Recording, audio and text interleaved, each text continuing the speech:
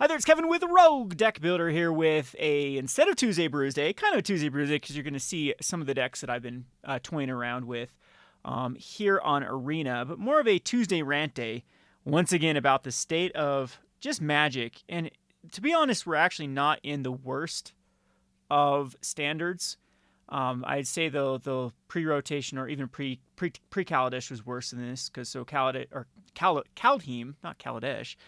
Pre-Kaldheim was probably worse than now. I think that Kaldheim actually opened up the meta a little bit, and we're definitely better off than pre-rotation. The last rotation was one of the worst standards that I've ever experienced. One of these days, I want to make a tier list of standards to show you, which ones I've been impressed with and which ones I haven't been impressed with. And I think that the previous rotation might be the worst standard of all time, if not close, at least since I've been playing. I know there's some back in the days with Saigatogs and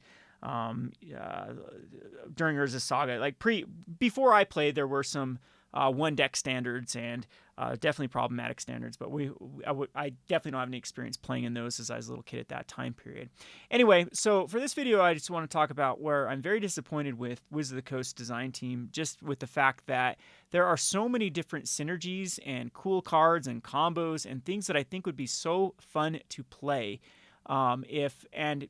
Speaking of which, that's why I still considered Innistrad and Return to Ravnica the glory days of Magic Standard, as it was a mid-range format. And when there's a mid-range format, it tends to allow for, instead of just rock, paper, scissors, it tends to allow for a lot of overlap with synergy decks and just go bigger decks and things like that are viable in the formats. And you don't get stuck in these rock, paper, scissors and flavor the weak decks. And, if this deck is the best deck, then you play this deck, which we're really stuck with in this standard. So, yeah, we're not in the standard of Fire's Invention is just clearly the best deck, or Wilderness Reclamation is just clearly the best deck, those type of things. Or like with the last rotation too, with Wilderness Rec, speaking of which, are Fires, it's like, we resolve this card, you're too far behind.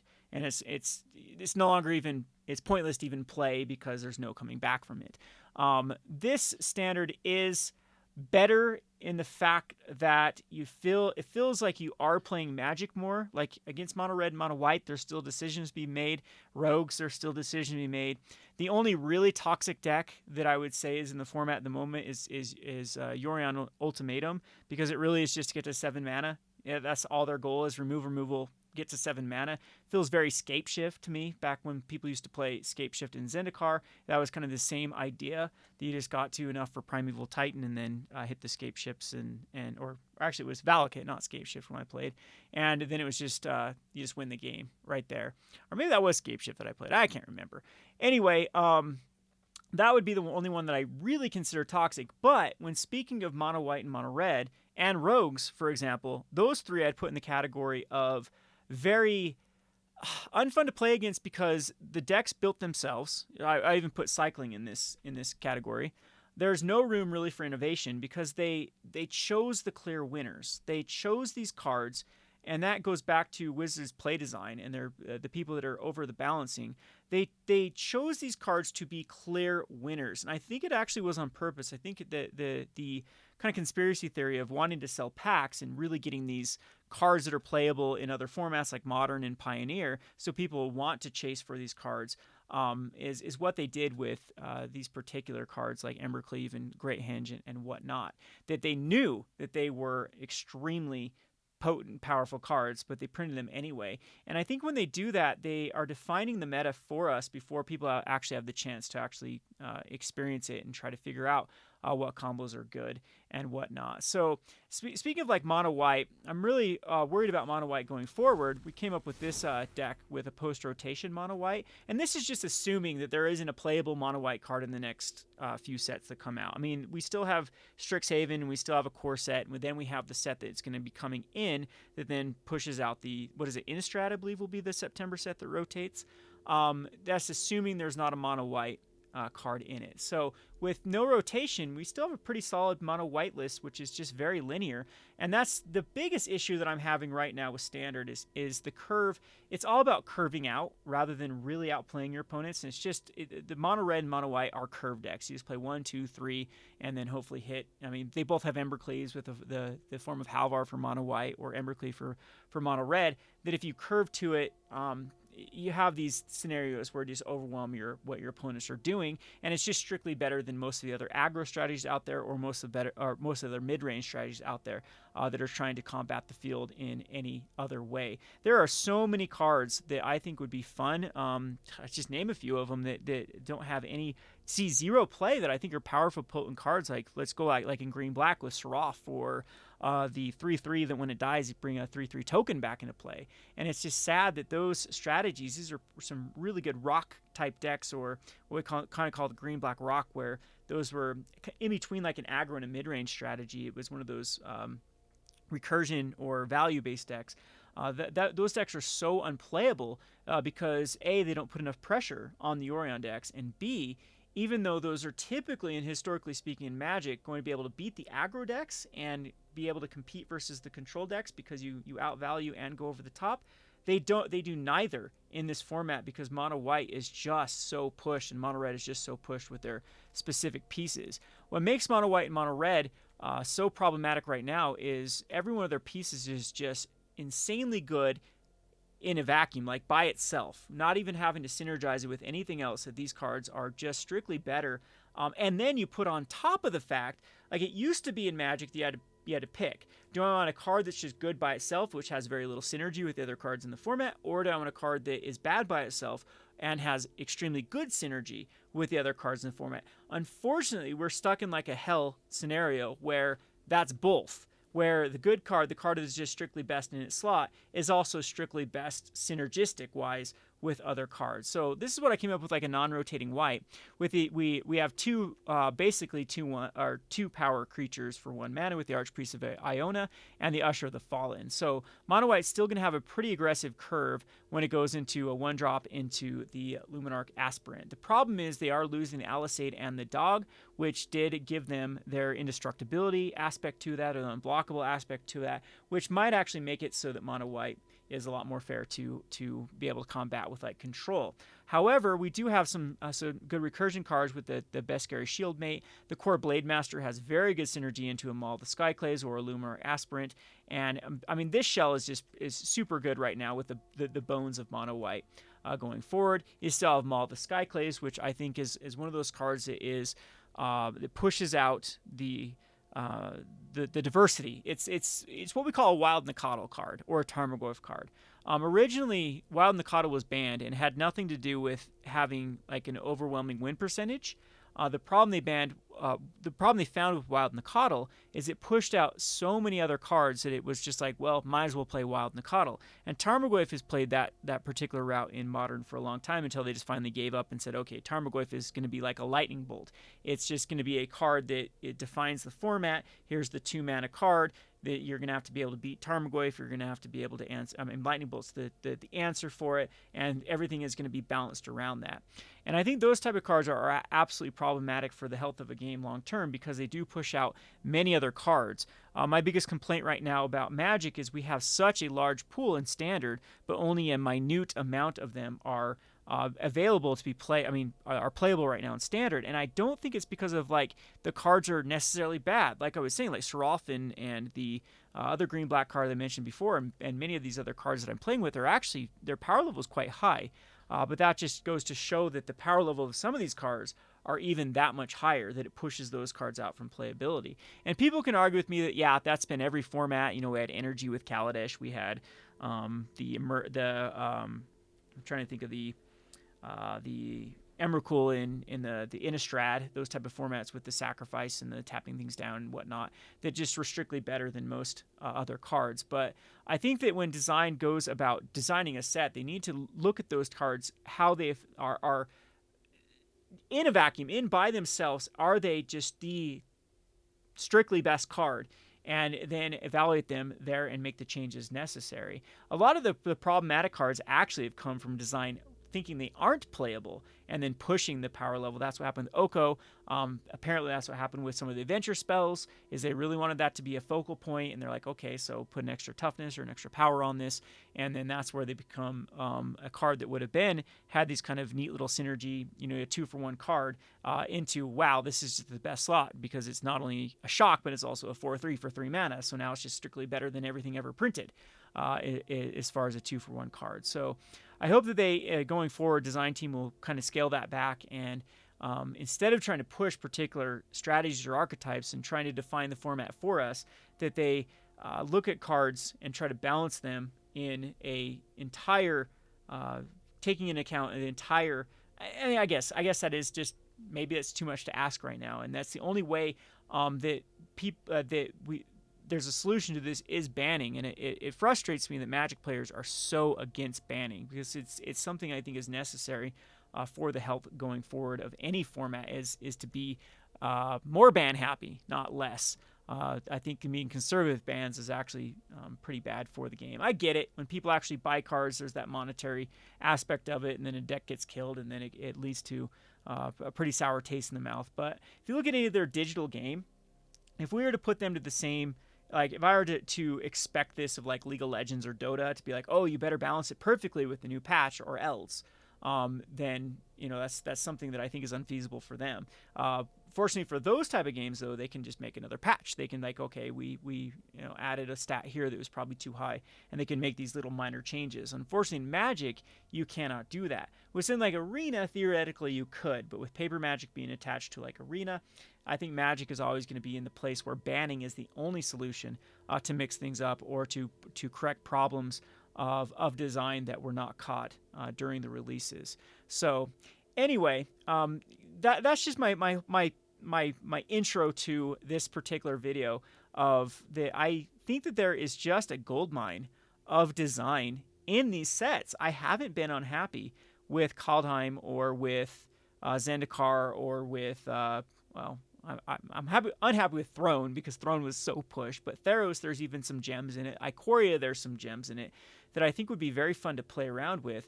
But there's 0 point when you have such a curving deck like Mono White or Mono Red, or just get to 7 mana with Yorion, which is kind of the format that we're defined in. And I even put Rogues in that sort of category, cycling in that sort of category.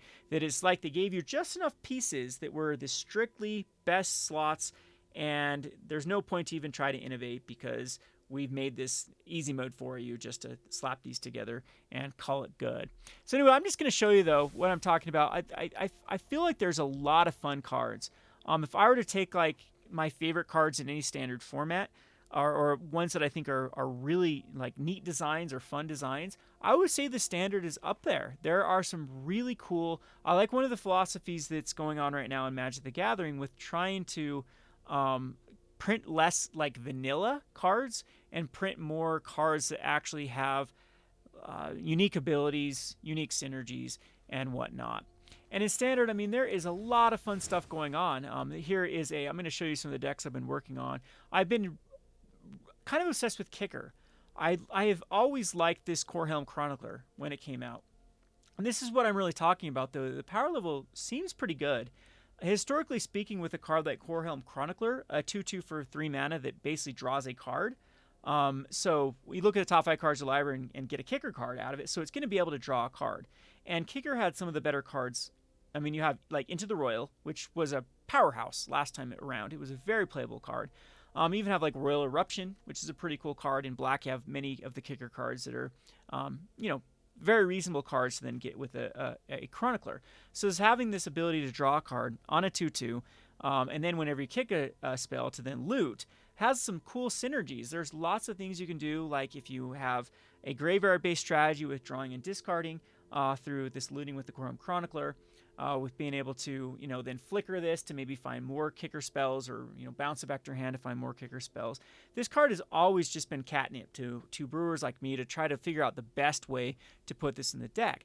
But when you're in a format with like Mono Red or Mono White or Yorion, these type of cards have no place because they're just not going to be able to combat a deck getting to 7 mana, like all Yorion is trying to do, or a deck that just has such a hyper-aggressive curve of 1, 2, 3, 4, you're dead.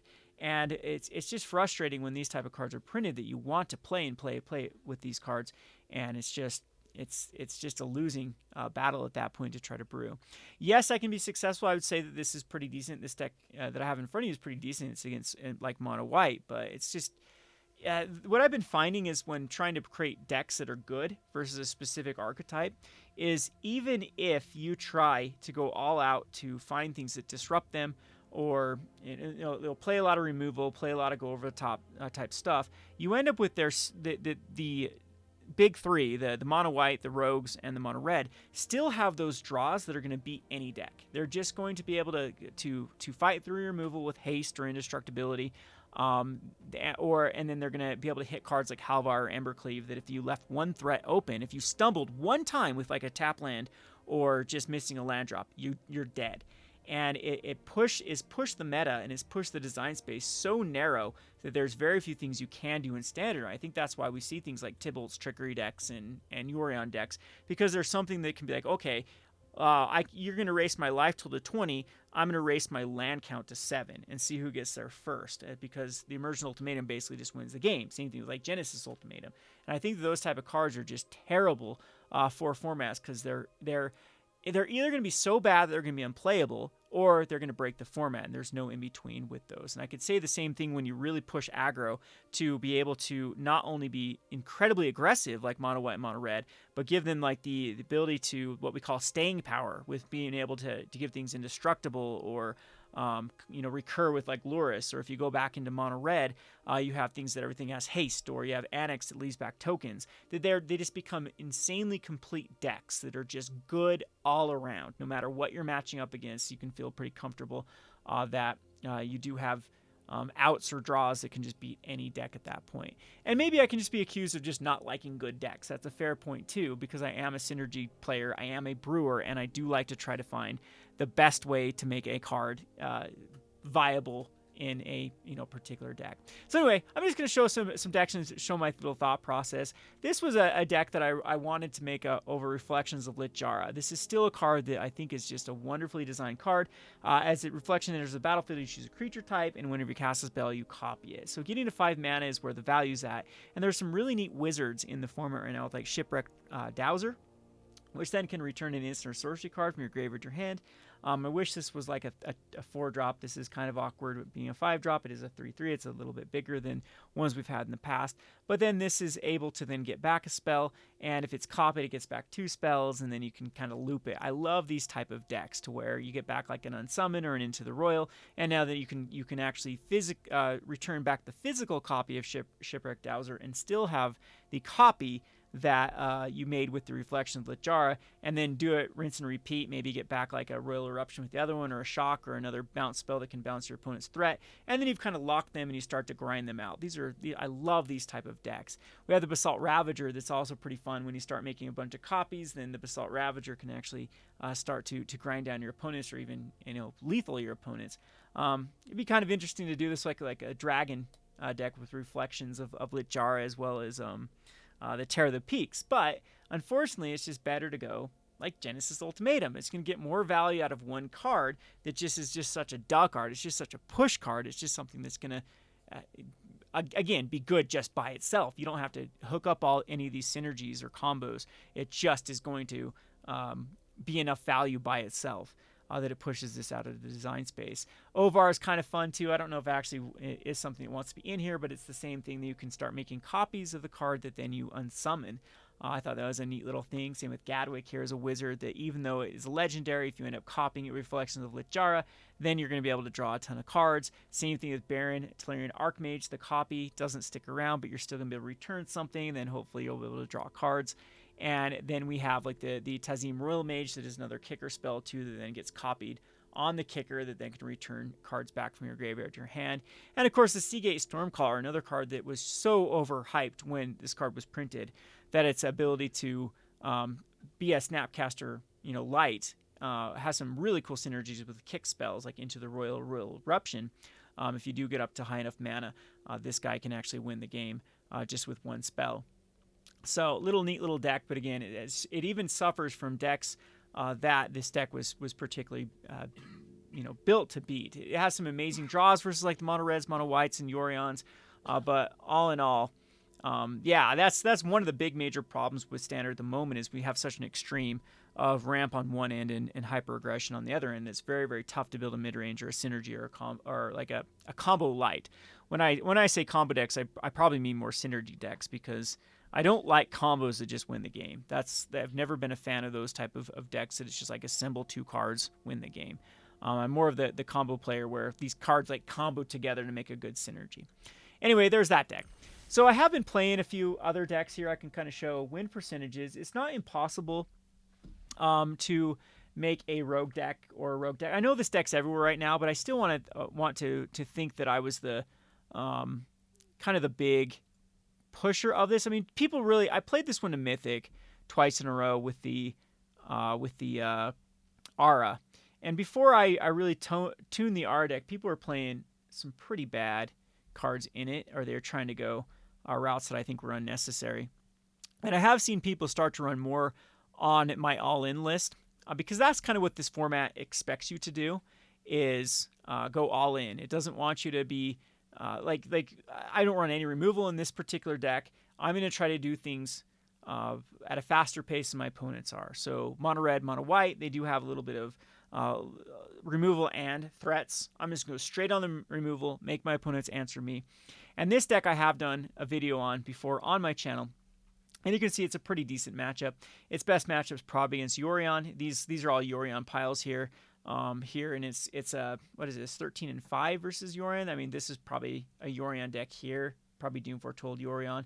And what makes it so good is a Storm Herald. So it's not impossible to break the meta. Or what I think is the issue with this is it's pretty bad against mono. Like you'd think it'd be pretty good against mono white and mono red, but I felt that it's actually quite weak against mono white and mono red just because of how good the curves are, that you can stumble with your curve, and consistency is key for those mono red, mono white, that they're going to get over time better draws of where the Skyclave comes in on time, exile something, and then this really important at yours, and you stumble on that one land or two land, and they capitalize and just win. It's because all of our pieces are not good by themselves. They all need something else to get going, and all of our opponent's stuff are good by themselves. And I think that is, again, I've reiterated this point over and over, has been a problem in this particular standard. So again, I just want to showcase that this isn't something that is like impossible to build something out of tier, but it is very, very tough. This is the only successful deck that I've had at the moment. There are other couple decks that I'd consider that are pretty decent. I've been able to make some Eerie Ultimatums, but it almost feels like the Eerie Ultimatum decks are just strictly worse than either Genesis Ultimatum or Emergent Ultimatum. As you do have to fill up your graveyard, it takes a little bit more work to then be able to get the ultimatums to work than it would with your counterparts of just searching the top of your library or searching your deck for particular cards. So I don't think I've ever showcased this in a bind deck. Let's go ahead and pull it up and show kind of the thought process of this. I have seen some other decks like this one. I call this one in a bind because there's two bindings in here. We have the Binding of the Titans and we have the Binding of the Old Gods. So you're in a bind because there's two binds. So the point of this deck is with a Triton and a Binding of the Titans to mill a bunch of cards. These are also pretty good cards for stabilizing. This is going to gain you probably 2 life, and as well as mana fix a little bit, put cards in your graveyard for your ultimatum. It feels pretty decent in this a deck. I kind of wish that it would have done a little bit more than maybe put that land, instead of return target creature or land from graveyard to your hand, maybe put that land onto the battlefield. Possibly that would be too strong to do that, but it feels like this card is just a little bit power level wise below what other cards are doing. And yeah, it would have been nice to maybe 2 life per creature, something like that with the secondary ability. The Mire Triton's of course pretty good with the Death Touch and milling 2 cards and gaining 2 life. This is another card I wish that Wizards would print. They're kind of in a weird situation because they make the ability to stop aggro too good with the Euro type cards. Then control just gets out of hand because then aggro has no possibility of pushing through. But these type of cards that just have that 2 life attached to them, I think are quite fair because they're going to be able to help stabilize against those matchups. The Death Touch is going to be able to trade with anything that doesn't have first strike or indestructible, and it's going to be able to progress what you're trying to do. Sculptor of Winter, I still don't know how I feel about this card in this particular deck. It's basically our mana dork. Everything is snow in our deck. We do need specific colors for the Immersion Ultimatum, so this one is a lot more flexible with your kind of dual lands to untap and then do stuff. And then we have like a bunch of 1-0s with this deck because Immersion Ultimatum is getting the most synergy with having the most targets in the graveyard. So one of Egan, God of Death, one of Timurit Calls the Dead, one of Land of our Visionary. We do have a 2 of Solemn Simulacrum because we do want the value from it. One of Pelucranos, which has a synergy of also being milled to be able to be cast back. The four of Bind of the Old Gods is such a great card. A couple Planeswalkers with Garruk and Liliana, and then a Kaya, an Ugin, and I guess I can pull this up higher. And then we have the Eerie Ultimatum, which is one of the better cards. We also have the Recursion through the Blood on the Snow. Unfortunately, I think the Eerie Ultimatum is still bugged with Arena. I don't understand why it shouldn't work the way it works. Like, it should work the same way as Genesis Ultimatum or Immersion Ultimatum, that if you do have cards see each other at the same time, they should double up with Vorinclex. For whatever reason, maybe someone in the comment section can explain why this isn't working. Maybe I'm just reading it incorrectly. Vorinclex is not doubling up the counters on either Planeswalkers or on things like the sagas, which if you do hit them off of Genesis Ultimatum, they are. So if someone can comment in the comment section below why that's not occurring, I'd be interested to see if it is a bug or if I'm just misunderstanding the rules. But this is another pretty fun deck. It's kind of a mid-range reanimation. It's trying to clog the board early. But again, things like Immersion Ultimatum are just a lot more linear. Genesis Ultimatum a lot more linear to get that established. That's a deck that I've been kind of having fun with as a decent little win percentage here. We have another Reflections deck. This one with black with the kicker. This one running the Reflections of Littjara, naming Wizard again, and trying to get the value off the Seagate Stormcaller. One of these days I'll have to show you some of the matchups with this, because this one's kind of fun too, because you get Overwhelmed Apprentice to help mill early, and the milling then sets up the Drown and the Lock to then be able to be just a very, very clutch counterspell or removal. Very diverse way of basically killing anything at that point. So a couple of my other decks I've always been obsessed with, like Winota. Winota is something that I've even made dog decks with Winota. With this, nope, this is not a dog deck with Winota. This is just a dog deck. I think I end up, yeah, I didn't ever save my dog deck with Winota. Winota was kind of fun with dogs though, because you could hit Realm Walker, and there's an Alpine Houndmaster that you can actually hit with Winota, and the value is actually pretty cool. That's one of the things that I've been trying with Winota, is to see how good the card is without having anything busted to grab. And I think that Winota, that is where the design probably should have shined. It should have had some cap on like converted mana cost or something, so it couldn't get Agent of Treacheries and have that sort of issue. But been having still a lot of fun with the Winota Elves, that has had a few changes since last time I showed it. With like this card is such a clutch card with the I'm not even gonna try to pronounce this, Moret of the Frost. This one is really clutch to actually copy a Kargan War Leader. So it gives you basically your 5th War Leader. So you actually have 6 War Leaders in the deck with Maja. So Maja and Moret of the Frost can then copy the Kargan War Leader, and you swing in for lethal. But this is a kind of fun deck. Magda's one of the other cards that we added to the deck because of the ability to fix with Magda. I still know how I feel about Magda, because it's not something you can grab with either the Realm Walker or Winota, because Realm Walker is going to be naming Warrior in this particular deck. Everything is going to be a Warrior except for the Jaspera Sentinel that is probably going to come out before a Realm Walker, and the Warriors are going to be kind of the tribe of this particular deck. But this is a cool deck with Winota with the Changelings, because it actually gives relevant targets you can hit with the Winota triggers, and Elvish Warmaster being the key card to be able to hit more elf warriors that both synergize with the Winota triggers and with the Kargan War Leader. So I think I've showed this one before. I think I've had some teaser videos with this particular deck. But again, it's just something that you'd think that this deck could go over the top of like Mono White, and there's so many times that Mono White just gets there, 1, 2, 3, 4 punch, and it even overwhelms the best of draws from Winota.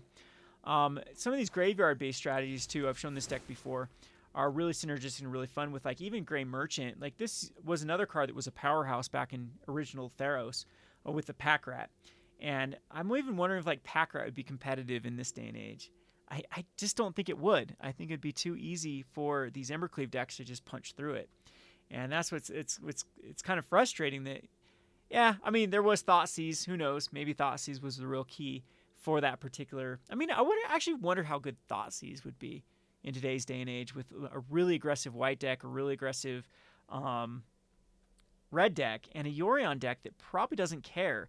If anyone's ever played Duress versus Yorion, it's just a losing proposition when you duress something out of their hand, and they're eventually just going to grind you out with Yorion. But I digress there, complaining more about the meta. This was another fun one we've updated.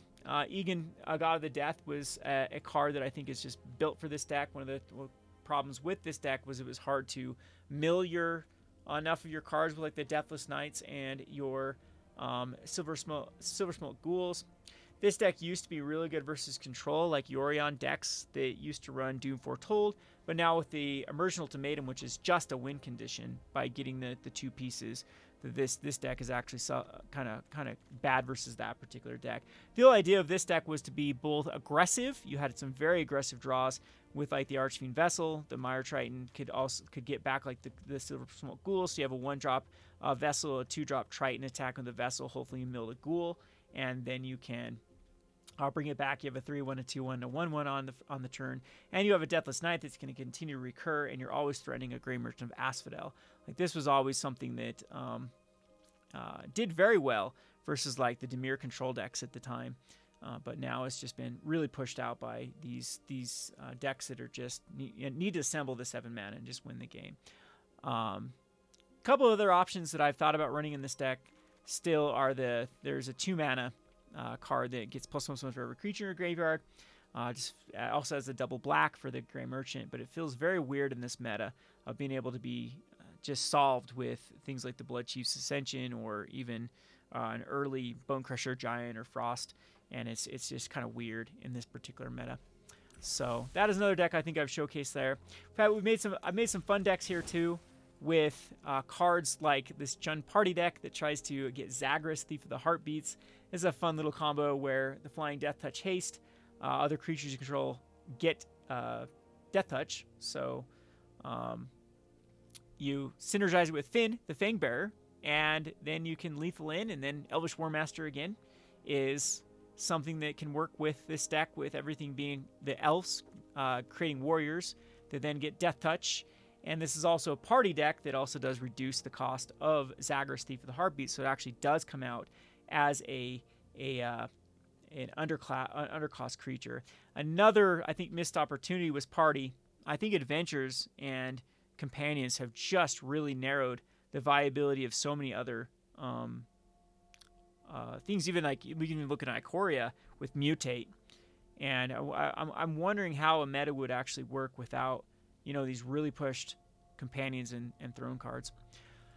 Yeah, we'll actually go back to this Jund Party, because there actually was a couple other cool synergies here with it, because Elvish Warmaster too, if you get up to 7 mana, gives everything Death Touch with Finn. And we actually have pulled the combo off before. So running the Vampire Cleric here for a Cleric, we got Rogues, Clerics, we got Warriors, we got Shapeshifters in the form of Mass Vandal and Realmwalker. And again, this is actually an interesting deck post-rotation. I don't think any of this rotates. Yeah, I think this is actually we lose 1 card with this Rada, but it's not necessary. This one's cool. Yep, nothing rotates. I think we have all the pathways here. It'll be interesting when things rotate to see if this is actually still viable.